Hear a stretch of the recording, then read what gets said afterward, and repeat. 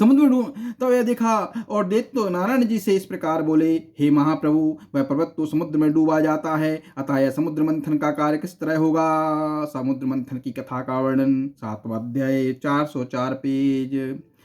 यह सुनकर श्री नारायण जी ने कश्यप का एक दूसरा रूप धारण कर लिया। वह कच्छप 1,00,000 योजन लंबा चौड़ा था। सुख सागर अष्टम स्कंध। समुद्र मंथन की कथा का वर्णन। वह कच्छप 1,00,000 योजन लंबा चौड़ा था। उसने मंदराचल पर्वत को अपने पीठ पर उठा लिया। इस प्रकार जब पर्वत जल पर ठहर गया तो श्री नारायण जी देवता और दैत्यों से बोले, तुम सब लोग सर्वप्रथम श्री गणेश जी का पूजन करो।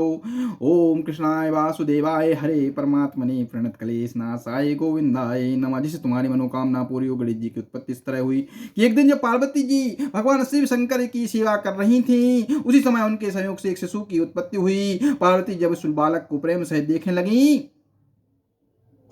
तब उनके हाथ से पंखा गिर गया। यह देखकर शिव जी ने क्रुद्ध होकर उस बालक पर अपने त्रिशूल से प्रहार किया। परिणाम स्वरूप उसका मस्तक कटकर खंड खंड हो गया। उस समय पार्वती जी ने शिव जी से कहा, हे स्वामी, यह मेरा पुत्र था, वो आपने इसको इसे मार क्यों दिया।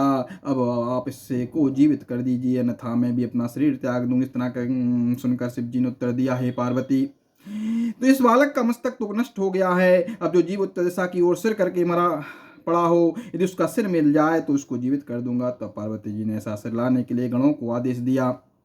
गणों के अन्वेषण करने पर उत्तर दिशा की ओर सिर करके मरा हुआ एक हाथी पड़ा मिला। वे उसी का सिर ले आए। तब शिव जी ने उस हाथी के सिर को बालक के धड़ से जोड़कर कहा, हे उठो पुत्रो। शिव जी के इतने कहते ही बालक पुनः जीवित हो उठा। तब शिव जी ने उस बालक का नाम गणेश रखा। बोलो कृष्ण भगवान की जय।